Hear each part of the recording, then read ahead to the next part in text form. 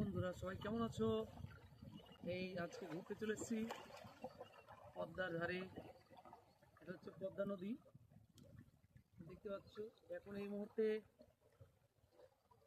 পদ্মার জলে কুলুকুলু ধ্বনি অসাধারণ লাগছে।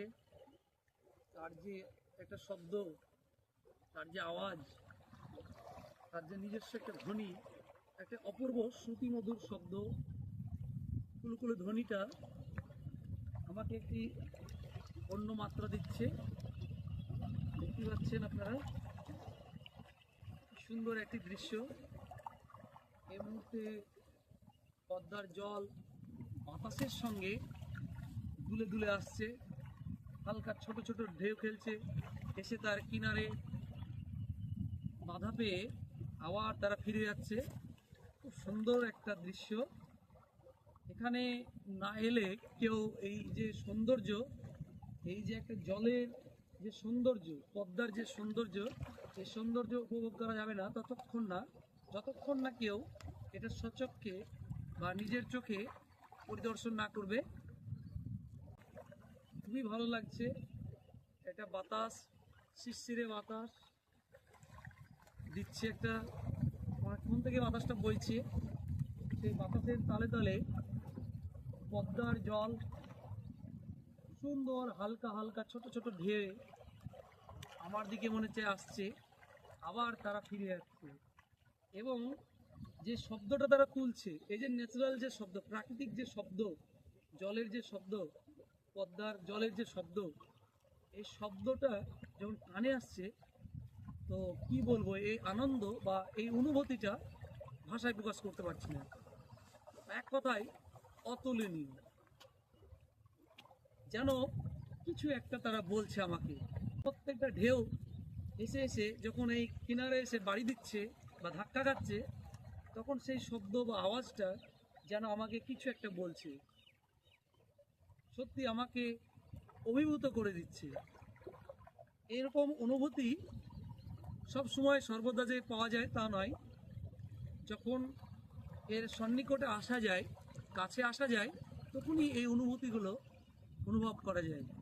আজকের এই অনুভূতিটা অনুরূপ সেই রকম, যে একেবারে জলের যে একদম উপরে কিছু পাথর রাখা আছে। হয়তো যারা এখানে আসে, মানে পদ্মা তীরবর্তী যারা মানুষ, তারা এইখানে আসে, তারা হয়তো কাপড় চোপড় কাজে স্নান করে, সেই জন্য তারা এই পাথরগুলো রেখেছে সুন্দর করে। এটা ঘাট স্বরূপ, সেখানে বসে তারা এই করে। সেই পাথরের চাইগুলো খুব সুন্দর করে রাখা আছে, আমি তার উপরেই দাঁড়িয়ে আছি। সেরকম হলে এই পাথরগুলো বসে যেতে পারে। আমার ওয়েট যেহেতু খুবই হালকা, সেই জন্য আমি নির্ভয়ে এর উপর দিয়ে চলাফেরা করছি এবং আমাকে ভালোও লাগছে। তো স্নান করে যদি না আসতাম, হয়তো এই পদ্মার জলে আজকে স্নান করেই বাড়ি যেতাম। তো সেটার হচ্ছে না, কারণ শীতকাল, শীত বস্ত্র পরে, পুরোপুরি একদম শীত বস্ত্র পরে এসেছি, আপনারা দেখতে পাচ্ছেন ভিডিওতে। আর আরেকটা বিষয় যেটা বলবো, সেটা হচ্ছে এই পদ্মার ওপারই হচ্ছে বাংলাদেশ, এটা হচ্ছে আমাদের ভারতবর্ষ। অর্থাৎ যে জায়গায় দাঁড়িয়ে আছি, যে পারে দাঁড়িয়ে আছি, এটা হচ্ছে মুর্শিদাবাদ জেলার অন্তর্গত লালগোলা থানার একটা জায়গা, পণ্ডিতপুর। সেই পণ্ডিতপুরের নিকটেই যে পদ্মা, সেই পদ্মার তীরে আমি এসে দাঁড়িয়ে আছি। আর ওই পাটটা আপনারা দেখতে পাচ্ছেন, একেবারে বিস্তৃত যে দূর অঞ্চলটা দেখা যাচ্ছে, সেই কিছু সবুজ এবং বালুচর দেখা যাচ্ছে। ওই পাটটা হচ্ছে বাংলাদেশ, ঠিক আছে।